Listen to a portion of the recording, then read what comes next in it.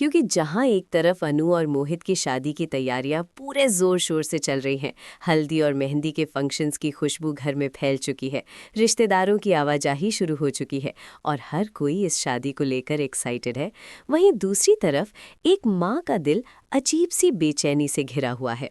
पुष्पा बार बार अपनी बेटी अनु के चेहरे को पढ़ने की कोशिश कर रही है, उसकी मुस्कान में छिपे दर्द को महसूस कर रही है, क्योंकि माँ का दिल कभी गलत नहीं होता और उसे साफ दिखाई दे रहा है कि अनु इस शादी से उतनी खुश नहीं है जितना वो दिखाने की कोशिश कर रही है।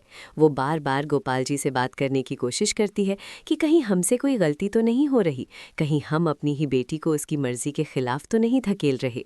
लेकिन गोपाल जी समाज, इज्जत और तय हो चुकी शादी का हवाला देकर हर शक को नज़रअंदाज कर देते हैं।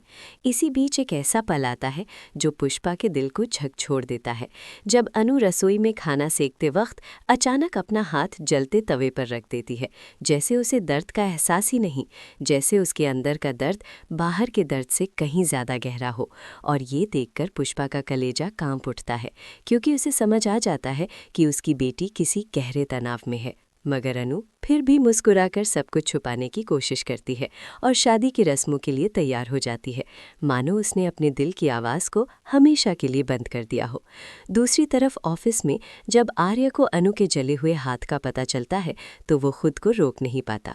वो उसे अपनी केबिन में ले जाकर ज़बरदस्ती दवाई लगाता है और उस पल दोनों के बीच जो खामोशी होती है उसमें हज़ारों अनकहे जज्बात छिपे होते हैं। अनु पूछती है, सर ये क्या कर रहे हैं आप? और आर्य की आवाज़ में छिपा दर्द साफ सुनाई देता है जब वो कहता है, दिखाई नहीं दे रहा, तुम्हें दर्द हो रहा है। उस एक स्पर्श में बीते लम्हों की यादें, अधूरी मोहब्बत और बिछड़ने का डर सब कुछ समा जाता है। और फिर आर्य का वो डायलॉग सब कुछ बदल देता है, अगर इस जन्म में हम साथ नहीं हो सके तो कोई बात नहीं, शायद किसी और जन्म में मिल जाए। ये सुनकर अनु की आंखें नम हो जाती हैं, क्योंकि वो जानती है कि वो अपने दिल को मारकर एक ऐसा फैसला लेने जा रही है जो शायद उसे जिंदगी भर चुभेगा। उधर घर में पुष्पा की बेचैनी अब डर में बदल चुकी है। वो सोचती है कि अगर आज उसने कुछ नहीं किया तो उसकी बेटी की पूरी जिंदगी दांव पर लग जाएगी। और आखिरकार वो हिम्मत जुटाकर गोपाल जी से कहती है कि क्या हम ये शादी रोक नहीं सकते? क्या बेटी की खुशी समाज से बड़ी नहीं होती? लेकिन गोपाल जी इस फैसले को नामुमकिन बताते हैं, क्योंकि उन्हें डर है बदनामी का, रिश्तेदारों का, लोगों की बातों का। मगर एक माँ जब ठान ले तो वो किसी भी हद तक जा सकती है। और अब कहानी वहाँ पहुँच चुकी है जहाँ अनु दुल्हन बनकर मंडप में बैठ चुकी है, शहनाइयाँ बज रही हैं, फेरे शुरू होने वाले हैं और ठीक उसी वक्त पुष्पा सबके सामने खड़ी होकर इस शादी को रोकने का फैसला करती है। वो ऐलान करती है कि अगर मेरी बेटी खुश नहीं है तो ये शादी नहीं होगी, चाहे मुझे सारी दुनिया की बातें क्यों ना सुननी पड़े। मैं बदनामी सह लूँगी लेकिन अपनी बेटी की ज़िंदगी बर्बाद नहीं होने दूंगी। अब सवाल ये है कि क्या गोपाल जी भी इस सच को स्वीकार करेंगे?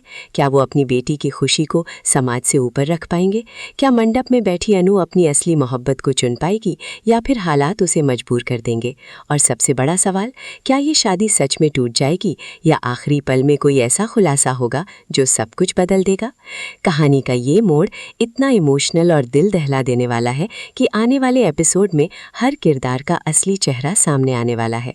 इसलिए अगर आप भी चाहते हैं कि सच्ची मोहब्बत की जीत हो और एक माँ का साहस रंग लाए तो वीडियो को आखिर तक ज़रूर देखें, लाइक करें और चैनल को सब्सक्राइब करना बिल्कुल ना भूलें, क्योंकि यहाँ आपको मिलते रहेंगे ऐसे ही दिल को छू लेने वाले और धमाकेदार अपडेट्स जो आप मिस नहीं करना चाहेंगे।